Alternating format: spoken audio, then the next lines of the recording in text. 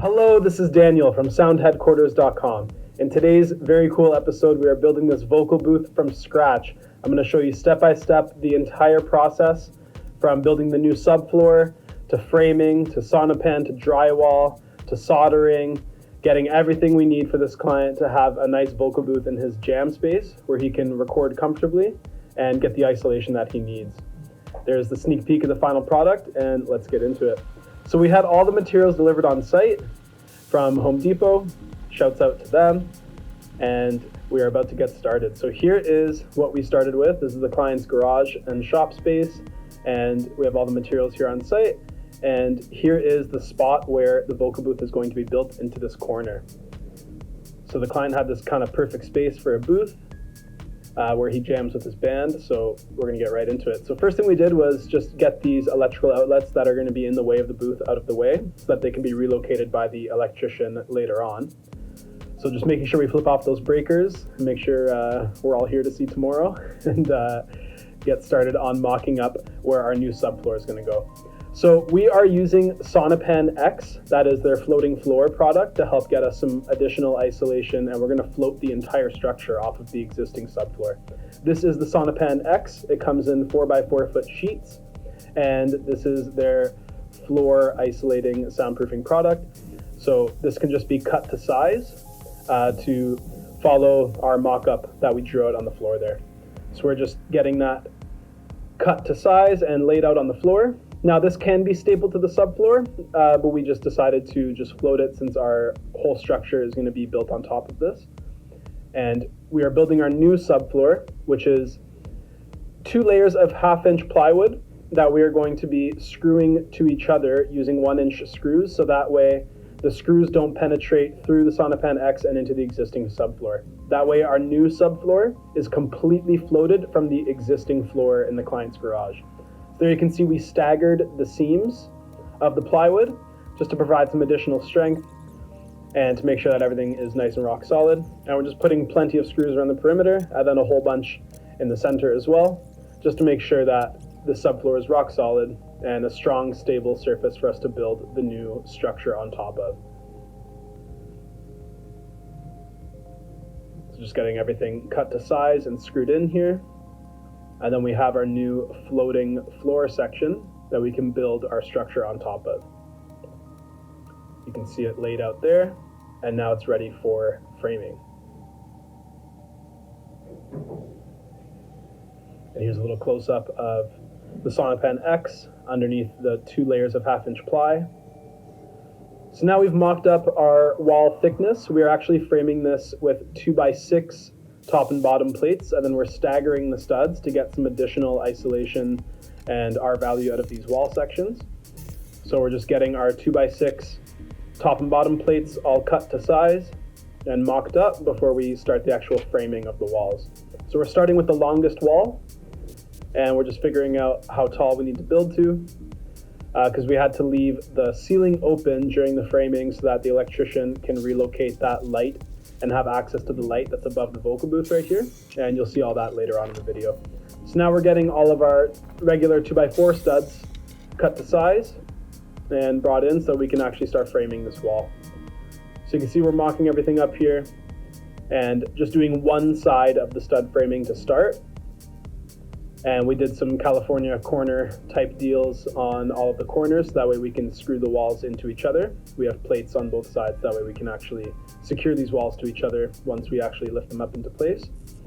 And I got Christian helping me out today, and we are just getting this framed out and then mocked up in place to make sure that everything is where it needs to be before we continue. So here is the regular Sonopan. This is a 4x8 sheets, 3/4 inch. This is their wall soundproofing product. And this just screws in with regular drywall screws, and we're getting it cut to size. And then we can sheathe this in drywall. Since this is going to be facing the exterior, or the interior walls rather, we need to Sonopan and drywall these walls first before we actually walk them up and get them into place. So we are just getting everything put into place there, mocked up and screwed into the bottom. just using construction screws, and once again making sure that we don't screw through the Sonopan and into the existing subfloor. We want to make sure that we're just screwing those plates into the new subfloor that we built, so that way everything is still floated off of the existing client's floor. So now we're just getting the second wall done, and you can see I'm just mudding and taping these sections since I won't be able to have access to them once we walk it up, because it'll be facing that wall there. So just getting everything locked in there, those two exterior walls, and now we can mock up the rest of the walls. Since I have access to both sides of these walls, we can just frame them, get them in place first. You can see I'm mocking up my door opening here, my rough opening. We are doing a 32-inch door, so we need to have our rough opening at 34 inches. So I'm just making sure that before I cut my top and bottom plates for these walls right here, that I know it's going to meet up nicely, and I'm still going to have a 34-inch rough opening so that we can hang our door successfully. So just getting these wall sections framed and put into place, and there you can see the rough structure.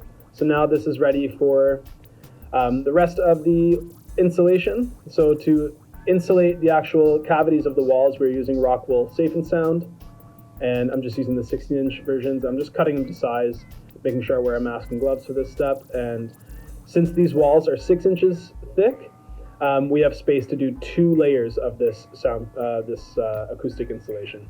There you can see the Rockwool Safe and Sound inside those cavities there, and in the corners as well, especially. Even though it's super small, we want to make sure that we stuff as much insulation in there as we can.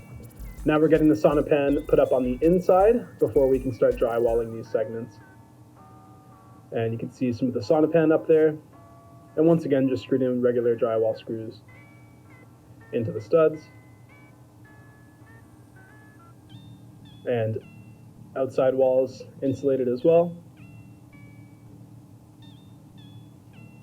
Just putting up some more Sonopan here. And getting the rest of the drywall done. Now we are using 5/8 fire code so that we have as much mass as possible. And the Sonopan is providing more mass and density as well. And I'm making sure that I stagger my seams of the drywall and the Sonopan, just to make sure that there's as little penetrations and chances for sound and air to penetrate into the structure. So they were mocking up our door structure there. You see we finished up the rough opening framing and just getting everything mocked up and shimmed and mounted there for the door. And I'm spray foaming all of the cavities after we got our door shimmed and screwed into place. And we used a pre-hung steel exterior door that had a vented window, so that way the client can get air into the booth when he needs it, and he also has a sight line to the rest of his band while they're playing and jamming. So there you can see the electrician came in and relocated the light, ran electrical into the booth, and we surface mounted everything so that way the holes going into the booth are as small as possible to let as little sound in as we can. And I mudded and taped the whole structure. Now what I'm doing, since the light has been relocated and the electricals ran in, now we can actually do the ceiling. So I'm just going around with my multi-tool, shaving off any additional Sonopan or drywall that's sitting on top of our top plates. And now I can actually put a sheet of drywall on top here. So I got 1 layer of 5/8 drywall on the ceiling there, just mounted on top of the top plates of the whole structure. And you can see I mudded that joint from the inside since I can't access it from the outside, and I added a perimeter of 2x2 wood so that I have something to screw our new layer of 5/8 drywall on the inside of the booth.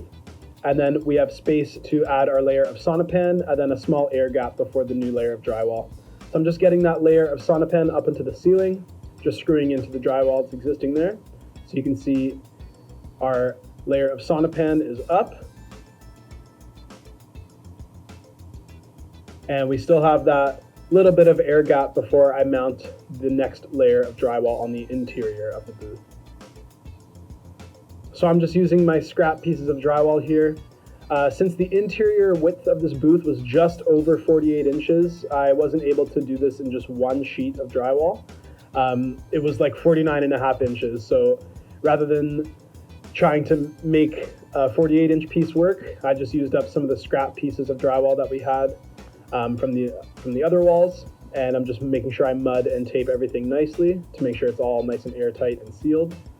And by no means am I a drywall finisher. I just made sure that everything is mudded and sanded to the best of my ability, and the client was totally cool with that. He knows that this is not, drywall finishing is not my specialty. That's not my background at all. You can see that we spray foamed all the rest of the cavities, both where the top of the drywall and the ceiling meets the top plates, and the rest of the door cavities. We want to make sure that everything, everywhere that we can make airtight, we are. And now I'm just going ahead and sanding all of the mud, making sure we have a nice flat and smooth surface to do our primer and paint. So I'm just priming the walls right here.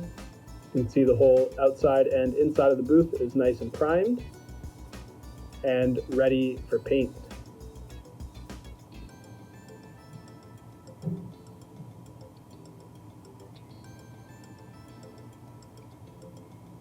So the client chose this nice gray, and just getting all the paint on the inside and outside of the booth. And there's the booth all painted up. And now we're ready for all the additional touches like flooring, like trim, casing, all that good stuff. Here are the wall plates the client wanted to have his I/O going in and out of the booth.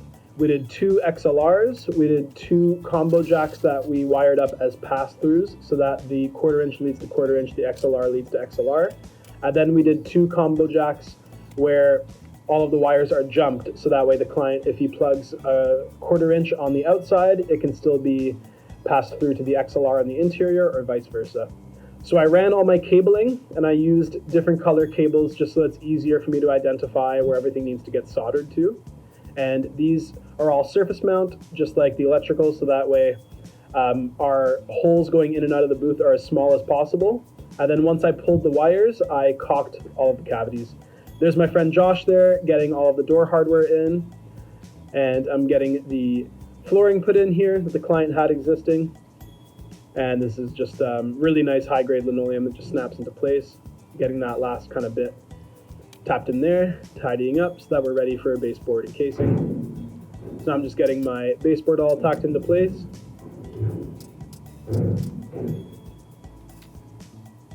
And the door casing, and did some jam extenders here to make up the difference on the exterior side. Now with the leftover insulation, I'm just filling up this cavity here for the client. This is what we discussed initially going into the job, that that space leading up to his existing roof there, we would just fill with additional acoustic insulation and will be covered in plastic later. And I just did some trim at the top there just to hide the mud joints and just to give the client an additional little piece of trim that we color matched to the walls, just for aesthetics, to make it look nicer at the top of the booth there.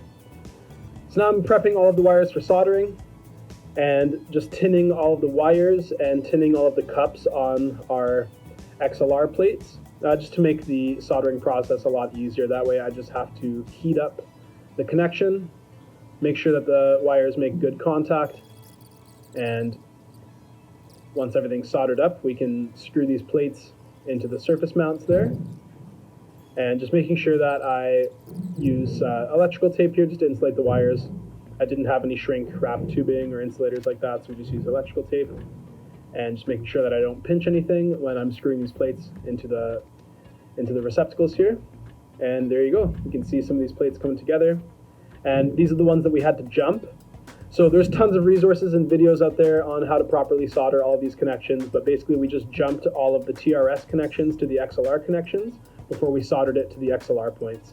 That way when he plugs into a 1/4 inch on the outside of the booth or the inside, he can plug into an XLR or a 1/4 inch on both sides. So that way all the signal is traveling to both connectors on these combo jacks. There you can see the finished product of the surface mount combo jack. So the bottom is XLR, middle is pass-through, and top is full combo. And you can see how it looks on the inside here as well. So the client has all the nice in and out that he needs for all of his recording needs. And here's the finished product. We remounted that shelf that the client has above where he has his full board.